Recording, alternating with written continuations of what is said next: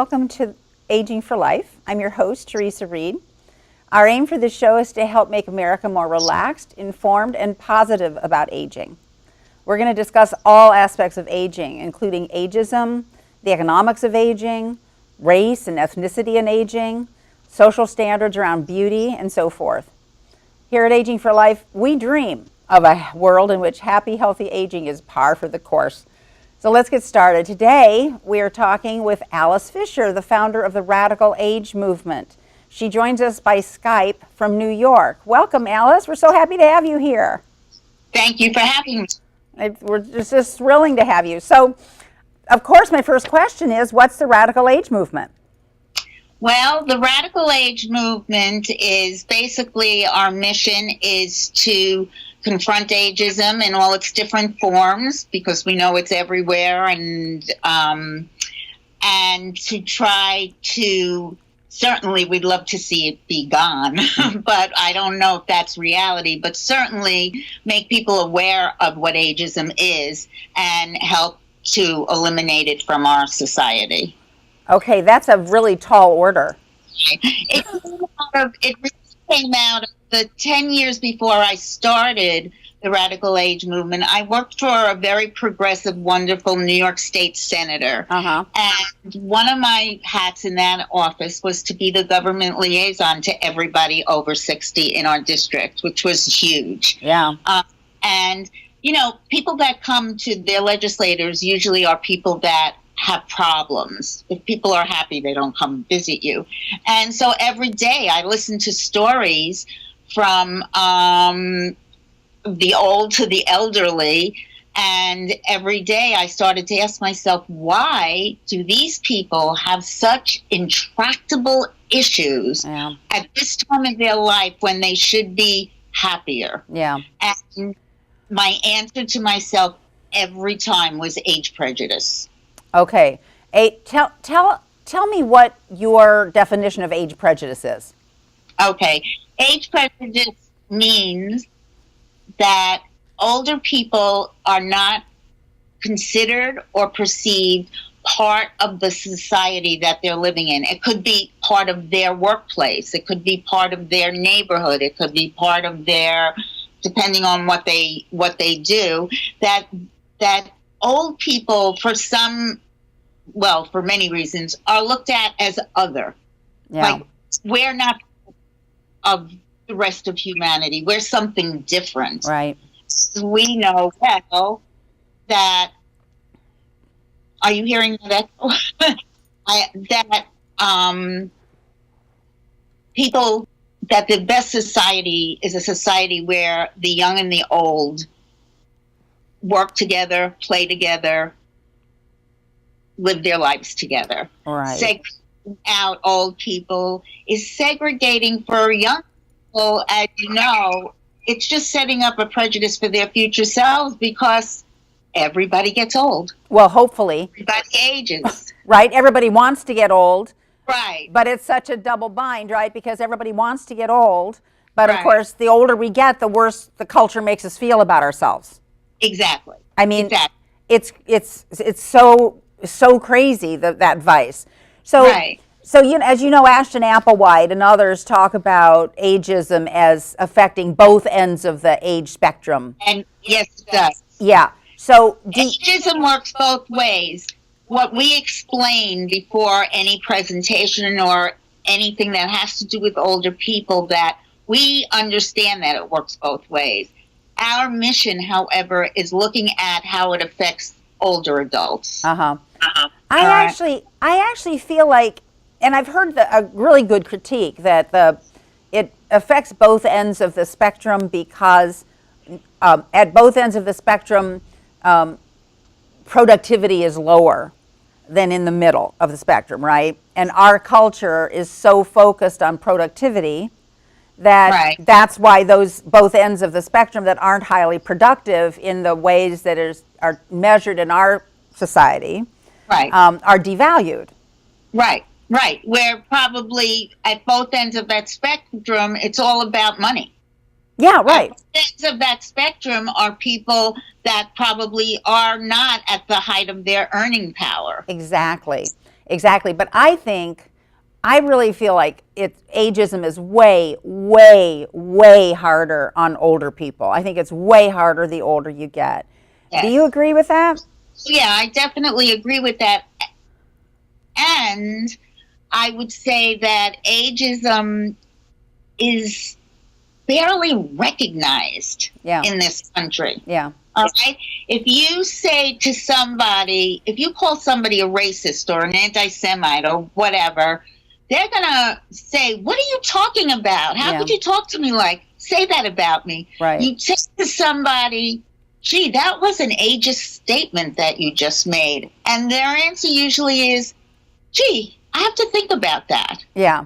Right. So it's like, we call it powder puffism. Like, it's just like a whiff of it doesn't slap you in the face like the others do. And so part of our mission is to bring ageism up to the same arena as racism, as homophobia, as all the other isms. Yeah. Well, it doesn't slap you in the face because it's so widely accepted.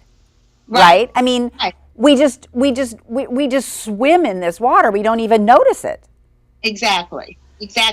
Well, the old people start to notice it. Yeah, right. You start to notice it when all of a sudden you start to become irrelevant in a way. Yeah. All right? Right. Your opinions aren't valued, or when the young people are at the bar, the bartender never turns to you and you serve you because you just stayed into the woodwork. Yeah. Do you think ageism is harder on women than on men?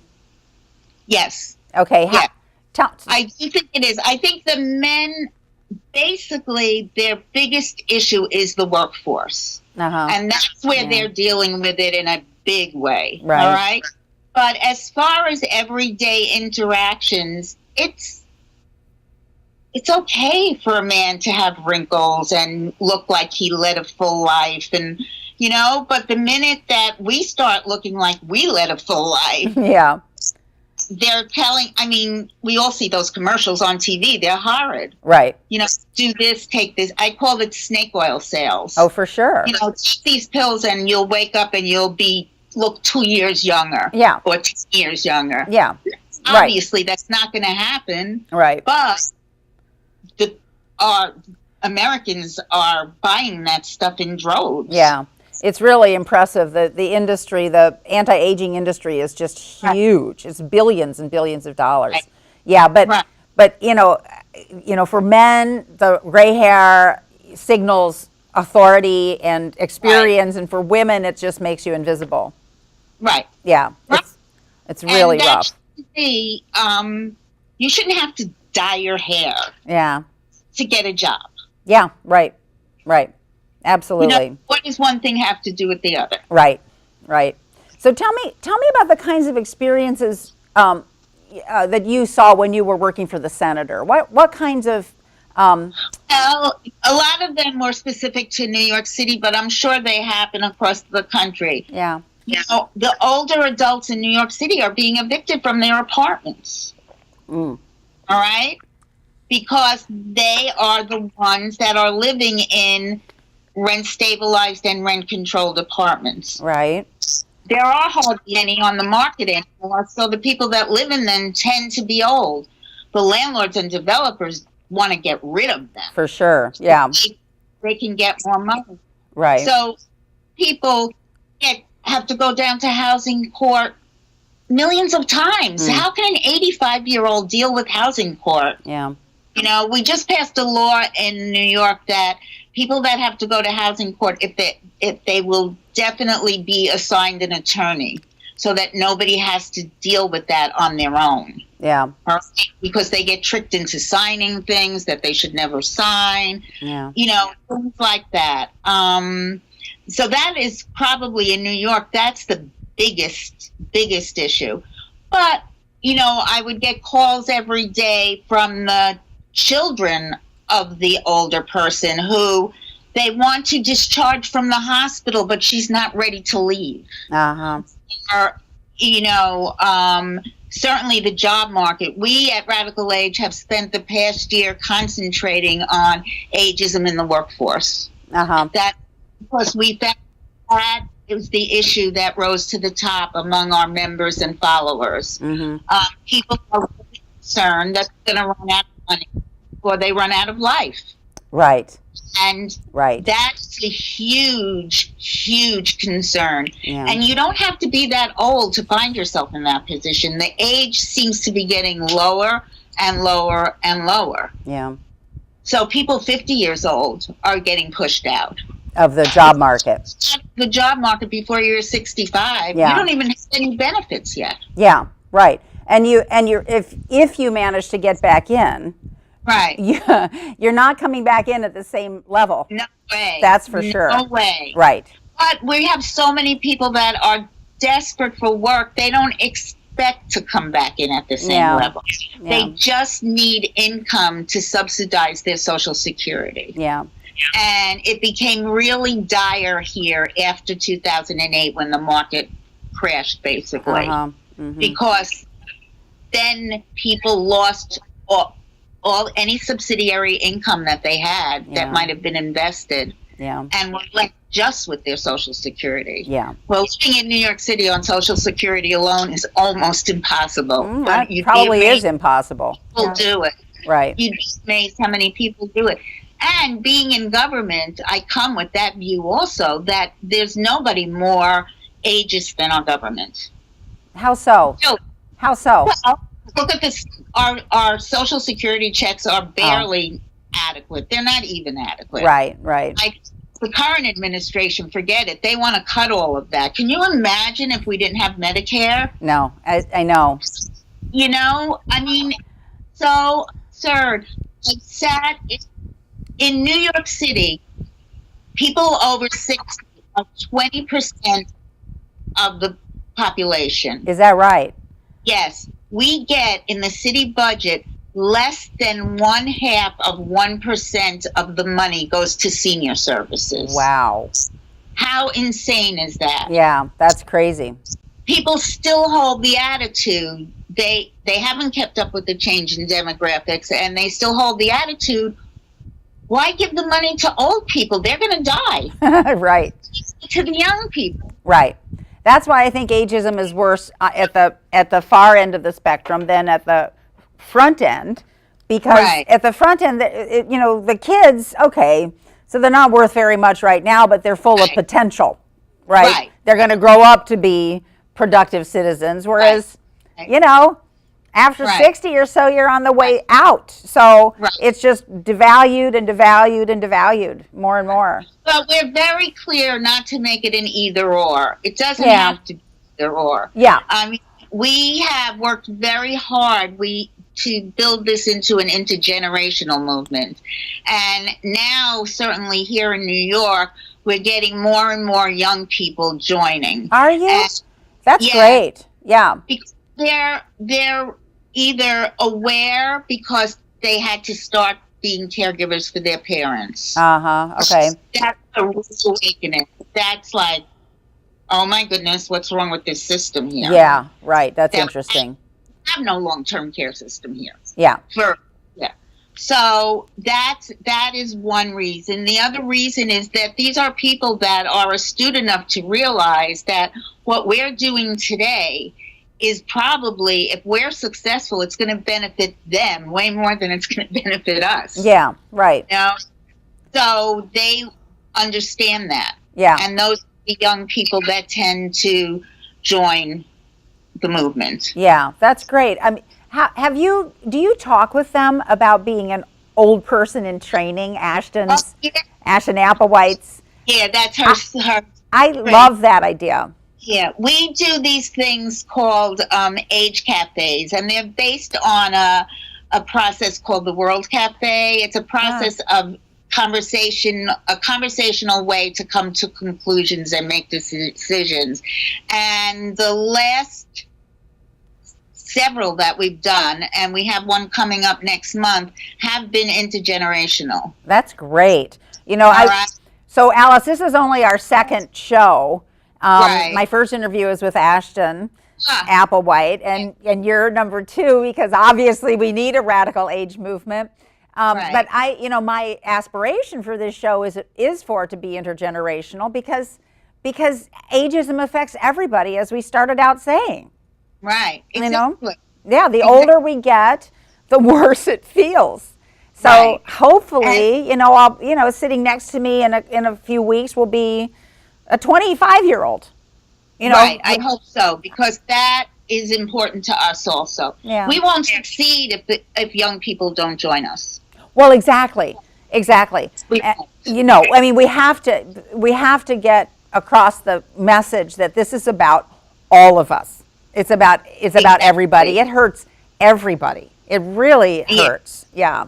I mean, we developed a pilot program for older adults and middle school kids, like 12 years old. Yeah.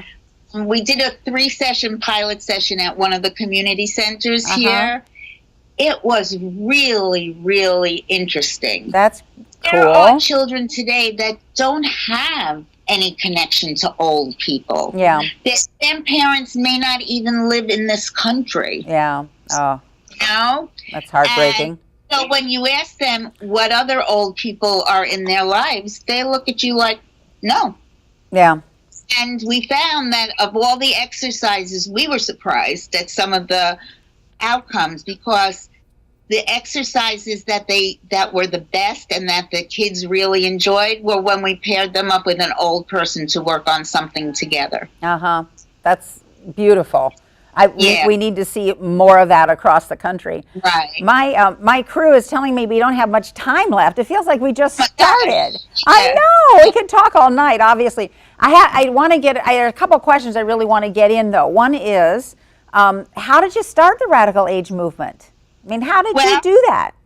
I know. It was an idea. And I went to Steve Burkhardt, who is my partner in crime here. Okay. He's a well-known, in New York anyway, he's a well-known community organizer. And I said to him, Steve, is this a viable idea? Because I was at a focus group to talk about aging. There were about 30 of us. We were from 20-something to 80-ish. And this man told a story about experiencing ageism, and then the same man later on in the conversation said, I don't understand how you can change a whole culture. And my knee-jerk reaction was, with a movement, because that's the only way we get cultural change in this country. We have had a huge impact with sexism and racism and homophobia, and now God knows we have a long way to go. But there's a massive cultural change on those fronts in 30 years, 40 years. So, we can do this. The first 2 years that we existed, all we did was awareness training, education and awareness. Because people, even if they were victims of ageism, they didn't recognize it. Yeah, right. Because it feels natural. Right. Because it's just the culture right now. Exactly. So, let me... quick question. I want to talk about benchmark, like what specific goals you have. But before we do that, I want to find out about how Ann Arbor could be involved. Okay. We have started developing chapters across the country.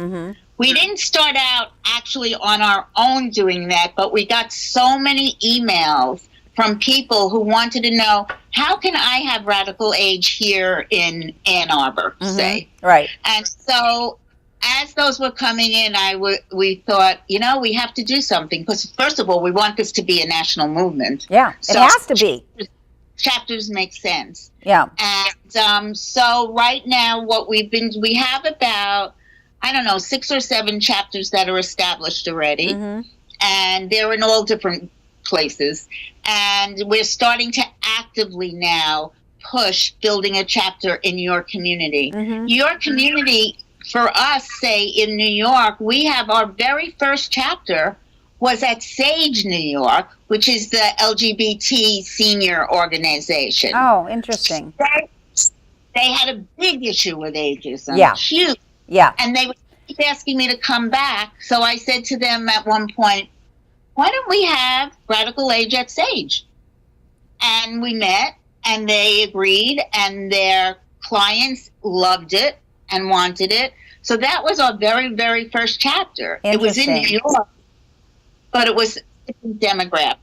Interesting. We have a chapter in Provincetown that's a women's group. Uh-huh. They're all women in that group. Uh-huh. They were a women's group before they decided to become a radical age chapter. Uh-huh.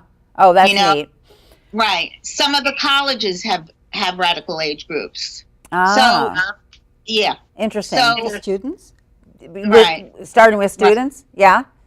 Yeah. That's interesting. Yeah, because they have students that are interested. Yeah.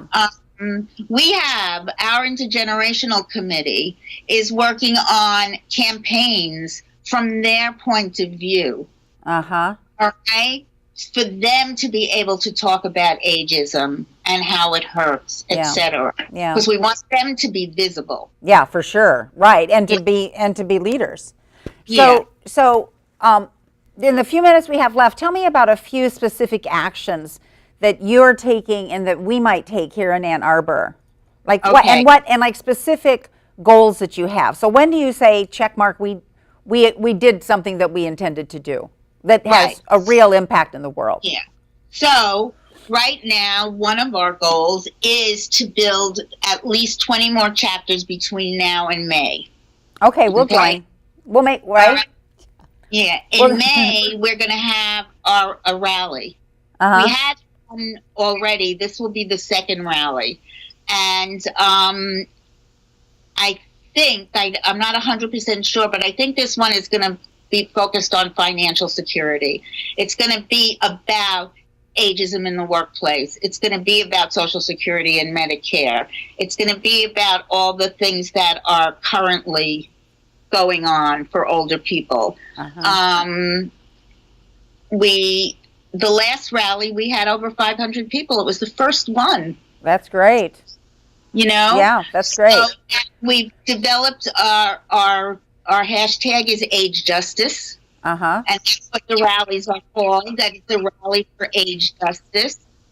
And age justice means equality for everybody. Yeah. Regardless of their age. Right, right.